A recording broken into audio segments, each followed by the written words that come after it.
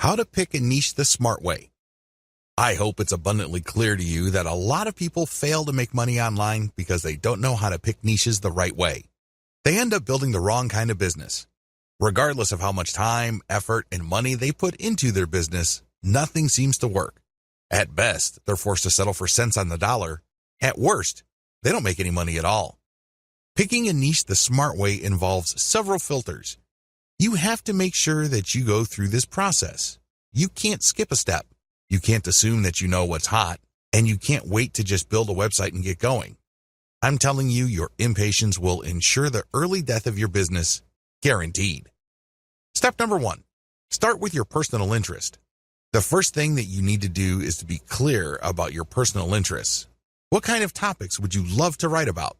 What kind of topics would you like to build a business on? What makes this difficult is that a lot of people think that there is some sort of right answer. This is personal. Some people might be excited over certain topics, other people couldn't care less. What's important is that the topic, subject, category is attractive to you. Here's a shortcut. Ask yourself, what would you talk about all day, every day, even if you were not getting paid for it? Give yourself a couple of hours to write down everything that comes to your mind. No need to edit it, just write it down. Even if it's just half an idea or it's just a faint glimmer of an idea, write it down. Step number 2, filter your topics by search volume. If you don't already have an account at Google AdWords, go ahead and set one up. You can access this by typing in adwords.com. Log in with your existing Gmail account and set up an AdWords account. Once you're set up, look at the Tools section and select Keyword Planner Tool. Type in the topics you're interested in. Do this one by one. When you do this, you get a list of keywords related to that topic. Look at those keywords' average monthly search volume. This is an indirect way of getting a rough idea of the overall demand level for those niches. Once you've found the keywords for one niche and have listed their search volume numbers, move on to the next keyword and then the next one after that. Once you have got the numbers for all these keywords, pick the niches that are in the middle.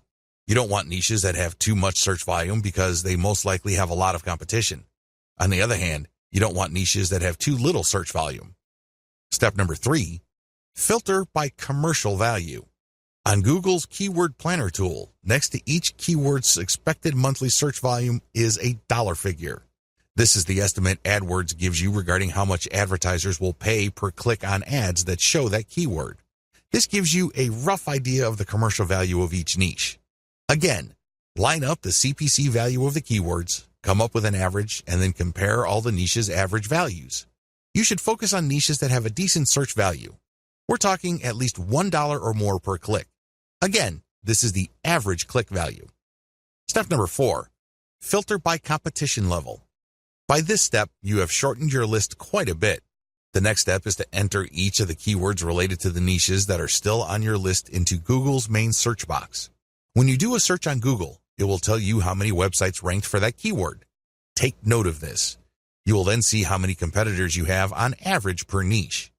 With this information, eliminate niches on your list that have too much competition. Step number 5, filter your list by search trends. Finally, go to Google Trends and enter the keywords related to the remaining niches on your list. Look for a trend line that is going up or at least is flat with a slight tilt up. This trend line tells you that your niche is not dying over time. This is very important because you don't want to build your business on a niche that's actually on its way out. Optional filters. While the 5 filters above should be enough for you to develop a viable online business, if you want to turbocharge your results and increase your likelihood of success, apply the following additional filters. Optional filter number 1, filter by social visibility. Enter your keywords on major social media platforms like Facebook, Twitter, YouTube, Pinterest, and Instagram.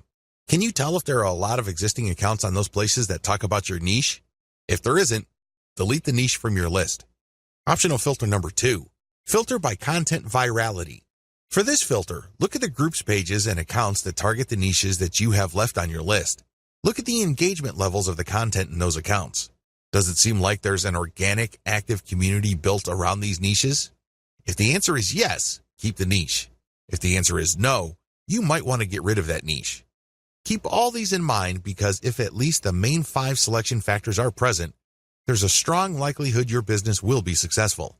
However, keep in mind that while niche selection accounts for 90% of success, you still have to take care of the remaining 10%.